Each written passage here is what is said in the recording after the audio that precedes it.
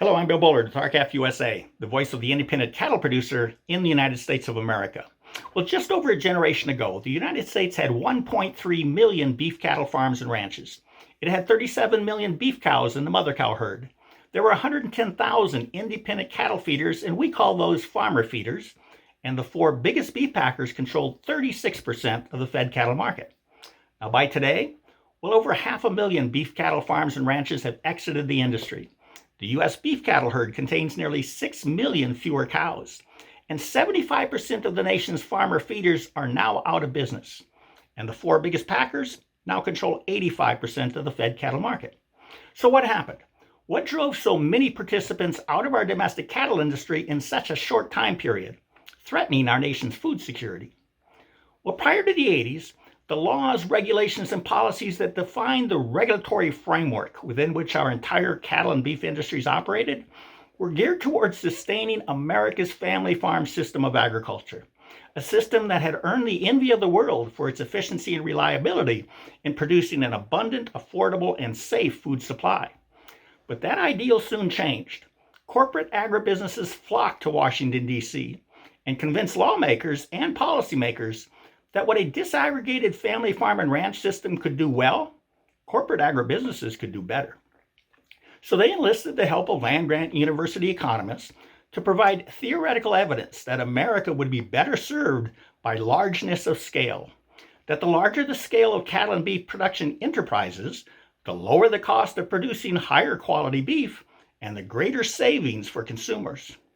The mantra that America must pursue largeness of scale in the cattle and beef industries to achieve greater efficiencies and quality was the foundational lie.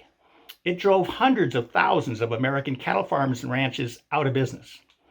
And it caused a paradigm shift in the laws, the regulations, and the policies defining the cattle and beef industries.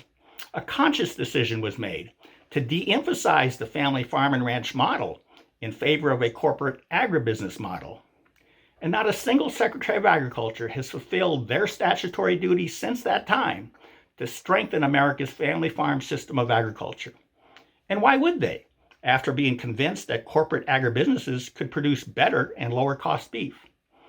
The regulators quickly deregulated to create a market environment conducive to largeness of scale. And for over a decade, America witnessed a merger mania in the cattle and beef markets. And then entered another paradigm shift. Rather than viewing self-sufficiency in food production a national treasure, policymakers embraced globalization, essentially believing a world without borders was preferable to self-sufficiency and national food security.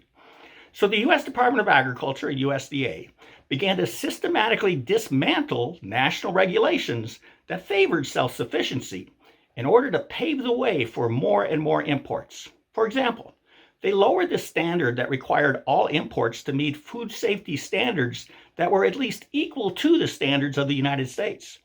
And they reduced required inspections in foreign beef packing plants. The USDA justified this second paradigm shift with yet another theoretical tenet, that if economists can demonstrate a net consumer welfare benefit for a given policy choice, say for choosing whether to allow beef imports from Brazil where foot and mouth disease is endemic, then the consumer welfare benefit is deemed to offset the financial losses that America's cattle farmers and ranchers are expected to incur. And that would be good for America. Now, the USDA actually said this recently, that if increased imports broaden consumer choices, and if the increased supplies of imports reduce prices, then gains in consumer welfare outweigh losses to domestic producers. Now, this was the second great lie, and it was layered upon the first. The great consumer welfare experiment was a colossal failure. It too helped drive hundreds of thousands of American cattle farmers and ranchers out of business. And now the third great lie is festered upon the first two.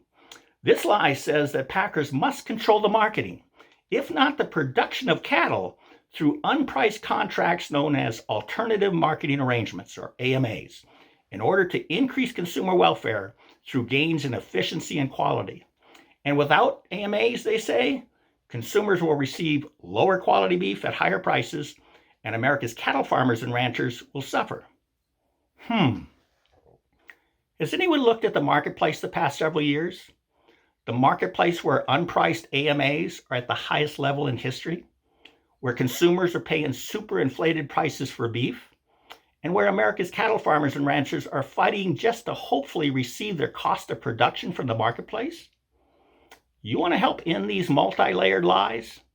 Then tell your senators to pass Senate Bill 949, the 5014 bill, and Senate Bill 2716, the mandatory country of origin labeling bill, to vanquish the lies and bring back competition.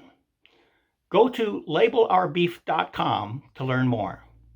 With that, have a productive week. Thank you and goodbye.